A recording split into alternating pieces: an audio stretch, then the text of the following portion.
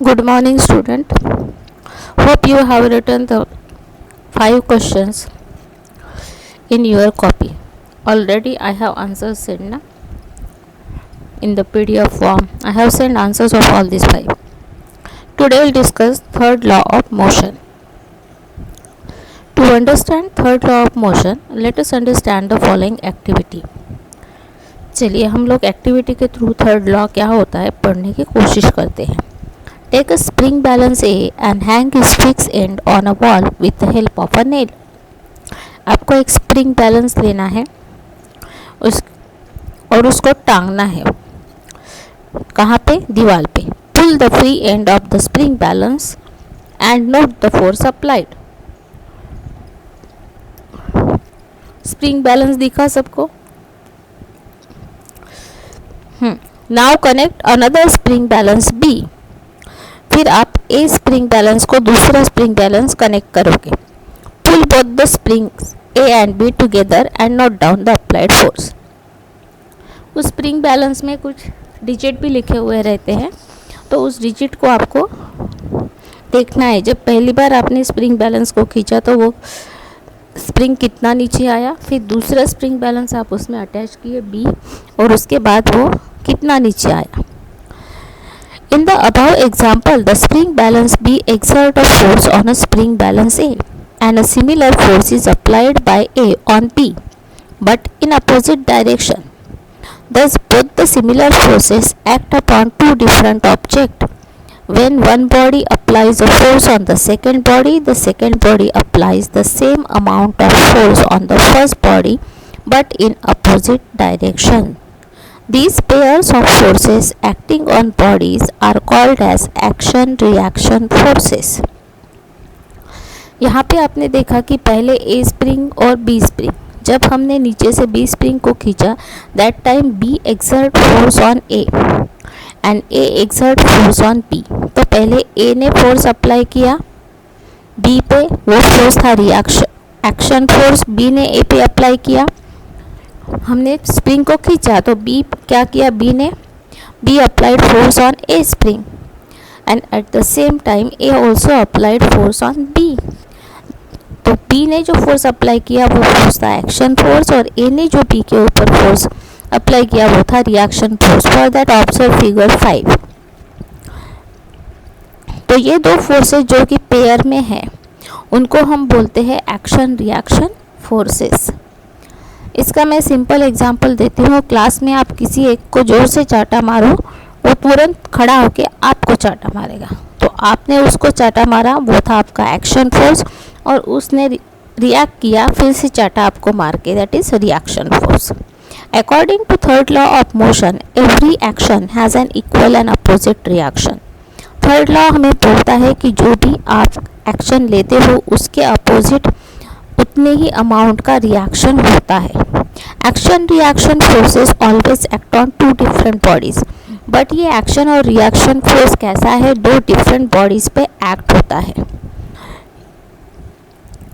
Therefore, even when these forces are equal and opposite, the net force is not equal to 0. इसलिए यहाँ पे हमें net force जो है वो 0 नहीं मिल रहा है. Why it is not 0? Because these two forces act on two different bodies. वो कैसे है, दो डिफरेंट बॉडी पे एक्ट हो रहे हैं.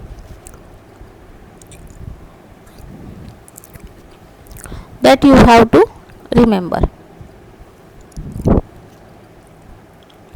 ये आपको समझना है.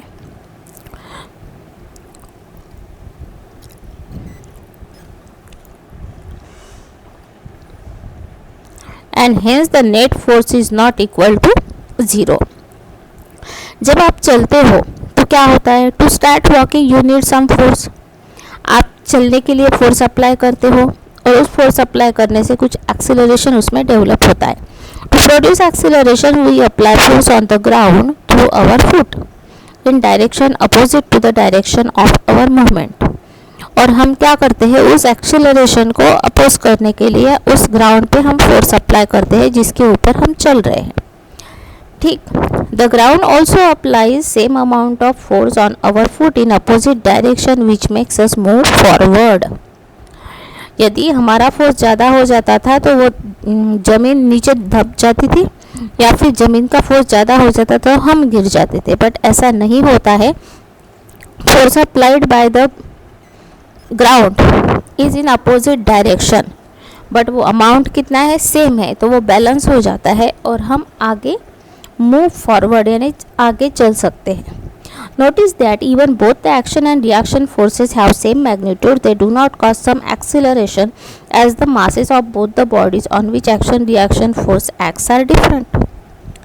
अब हमने देखा कि यहाँ पे जो एक्शन फोर्स और रिएक्शन फोर्स जो प्रोड्यूस हो रहे हैं उनका मैग्नीट्यूड यानी नंबर सेम है, but they do not cause acceleration, उनमें कोई एक्सीलरेशन नहीं होता है, जबकि दोनों के मास कैसे है, डिफरेंट है.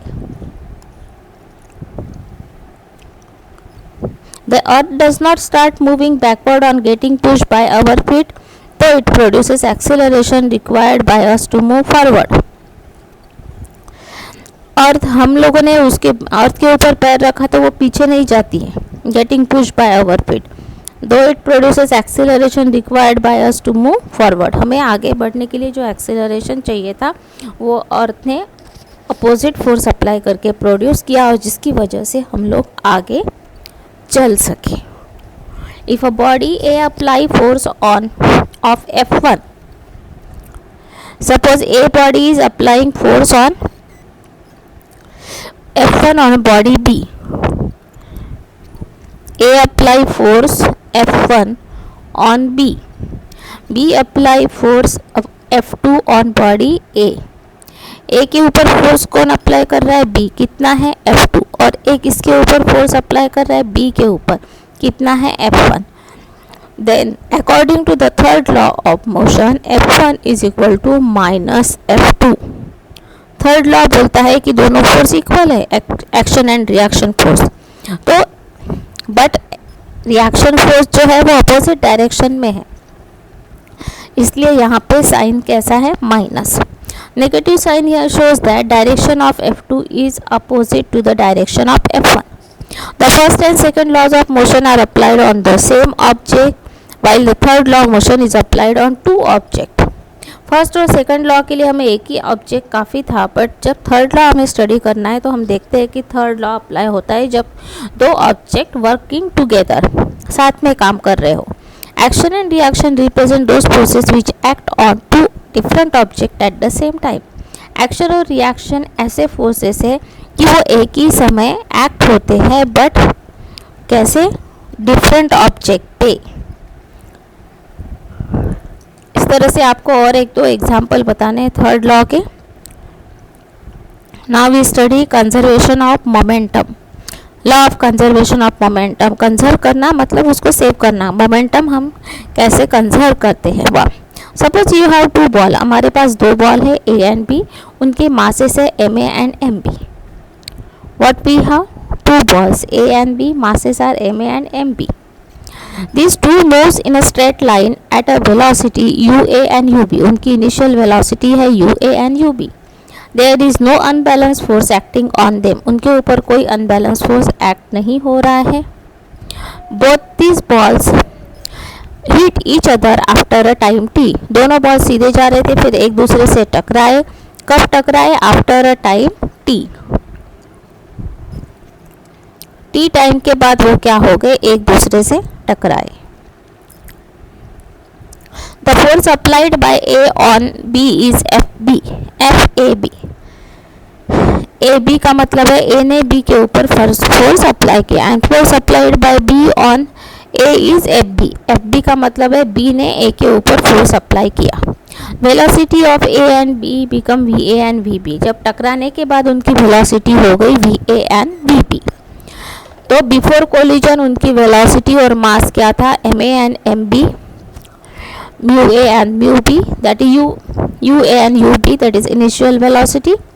और जब वो टकराए उसके बाद उनकी वेलोसिटी कितनी हुई, VA and VB after collision. Mass remain same. Force applied by each ball on each other is equal and opposite.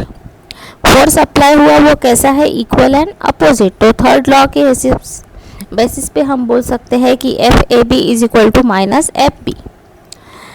But उनकी वेलोसिटी जो है वो चेंज हो गई due to applied force and hence change in momentum takes place. हमें पता है momentum is the product of mass and velocity. उनकी जो वेलोसिटी है वो टकराने के बाद चेंज हो गई, इसलिए वहाँ पे मोमेंटम फैक्टर आ गया। सेकंड लॉ हमें बताता है कि force is directly proportional to rate of change of momentum that we have already studied. And what is momentum? Momentum is the product of mass and velocity. Momentum क्या है, product है किसका, मास और velocity का। तो एफ ए बी के लिए initial velocity थी यू बी, फाइनल वेलोसिटी थी V B. Change in velocity हम निकालते हैं final velocity minus initial velocity M B V B minus U B, and rate of change of momentum, that's why we are dividing it by t. Similarly, FBA, MA, VA minus UA. What is VA? Final velocity of A. What is UA? Initial velocity of A. From third law of motion, हमने third law के हिसाब से उसको equate किया दोनों equation को, तो हमें क्या मिलता है, MB is equal MBVB minus MBUB is equal to minus MAVA MAUA। हम ए के टर्म्स को पहले इसको मल्टीप्लाई किए, ब्रैकेट सॉल्व किया, minus M into V A minus M A V A, minus minus become plus M A U A. यहाँ पे M B V B minus sign then M B U B. अब जितने भी A के terms थे और M A V A plus M B V B, final velocity दोनों के एक साथ जोड़ी और इनिशियल वेलोसिटी एक साथ जोड़ी। तो फाइनल वेलोसिटी बताती है मोमेंटम आफ्टर कोलिजन और ये बताती है मोमेंटम बिफोर कोलिजन। तो हम बता सकते हैं कि momentum after collision is equal to momentum before collision. There is an external force applied on the ball, then their total momentum before and after collision कैसे था, सेम था। The total momentum of both the ball does not change though their individual momentum does change. This is known as law of conservation of momentum. उनका initial momentum जो था ball का speed वो change हो गया, but उनका momentum जो है दोनों का वो कैसे हो गया, सेम रहा। This law we call law of conservation of momentum. You write this law of conservation of momentum in your copy. According to this law, the total momentum of two objects remain conserved in absence of an external unbalanced force. जब किसी दो object के ऊपर कोई external unbalance force act नहीं हो रहा है तो उसका मोमेंटम कैसे होता है, कंजर्व्ड होता है। अब activity is given to you, आपको एक बलून लेना है और उसको क्या करना है, फुलाना है। फिर उसके बाद थ्रेड से उसको टाई करना है, बांधना है, और फिर एक स्ट्रॉ आपको लेनी है on the surface of a balloon using a sellotape. Sellotape से उस स्ट्रॉ को आप क्या करोगे, उसमें टक करोगे या फिक्स करोगे। Now tie both the ends of the thread across the wall, और दो वॉल दीवार के बीच उस बलून को जिसने आपने ट्राई किया था उस थ्रेड को टांग दो। Now tie both the ends, now untie the thread, put on the mouth of the balloon. दोनों थ्रेड को आपको उसके क्या करना है, बांधना है दो दीवार की तरफ, और फिर उस बलून को आपने किससे ऊपर क्या लगाया था, स्ट्रॉ, उस स्ट्रॉ को भी उस थ्रेड में डालना है। और फिर आप क्या करोगे, बलून को जिस थ्रेड से बांधा था उस बलून की थ्रेड को क्या करोगे, निकाल दोगे, मतलब अनटाई करोगे। What will happen, observe the motion of the balloon and the straw. तो वो बलून और मोशन स्ट्रॉ दोनों मूव होंगे। और ये किसका एग्जाम्पल है, third law of motion.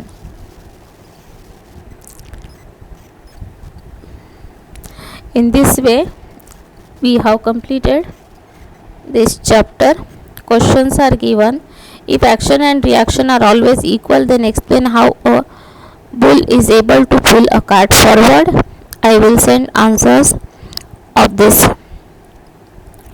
Till then you read the chapter. Thank you.